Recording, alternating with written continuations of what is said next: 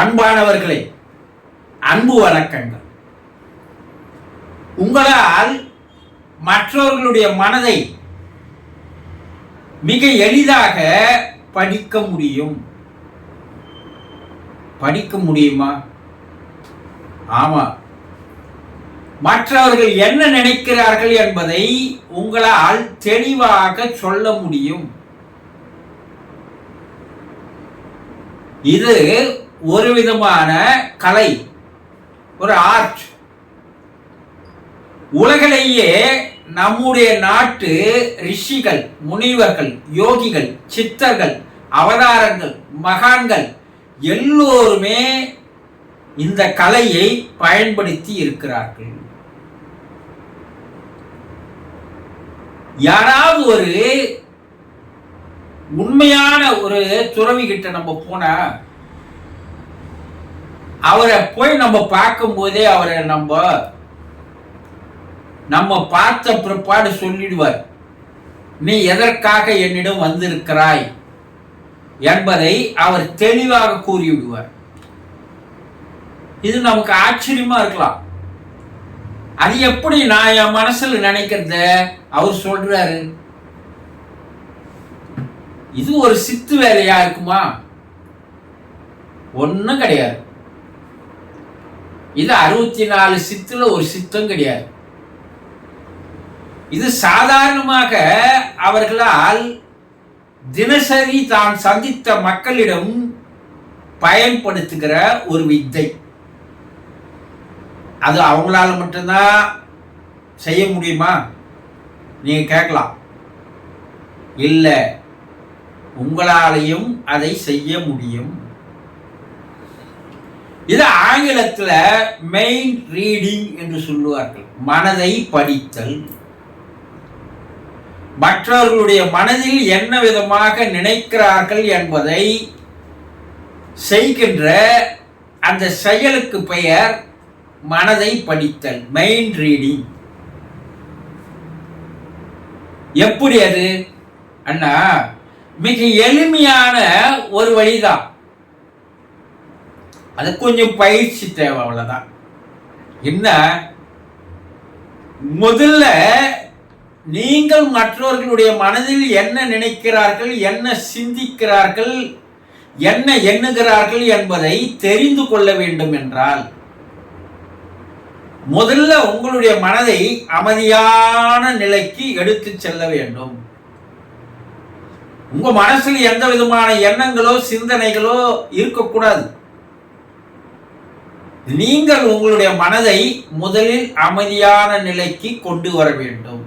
உங்க மனசுல எந்த எண்ணமும் எழக்கூடாது, எதை பற்றிய நினைக்கக்கூடாது, எதை பற்றிய சிந்திக்க கூடாது. மனம் செயல்படுவதை நிறுத்த வேண்டும். இது முதல் வேலை. அடுத்தது என்னன்னா,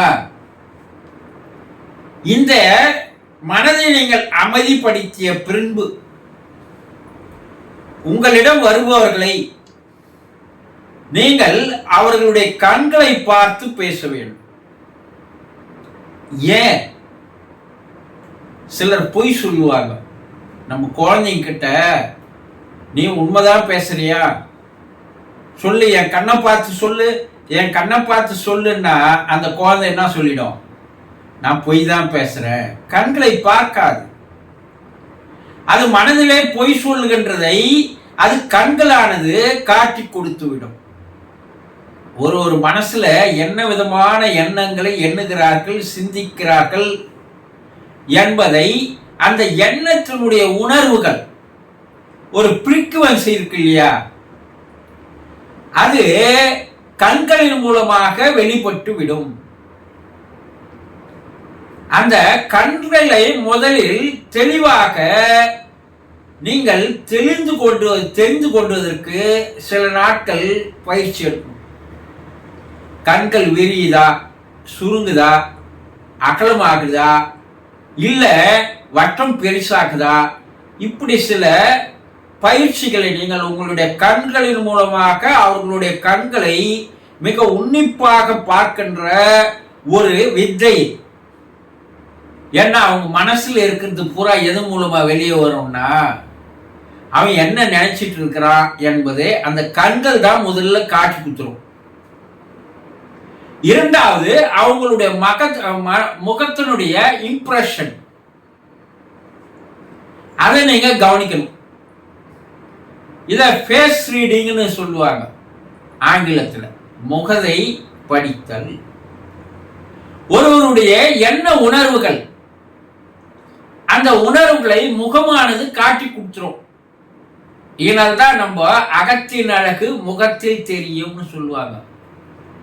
நீ மனசுல என்ன விதமான நிலையில இருக்கிற, சந்தோஷமா இருக்கிறியா, துக்கமா இருக்கிறியா, கவலையா இருக்கிறியா, வேதனையா இருக்கிறியா, இதெல்லாம் எதை காட்டிடும்னா உங்க முகம் காட்டி கொடுத்துரும்.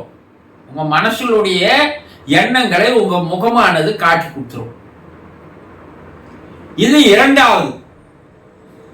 மூன்றாவது உங்களுடைய பாடி லாங்குவேஜ் என்று சொல்லுவார்கள், உடல் மொழி.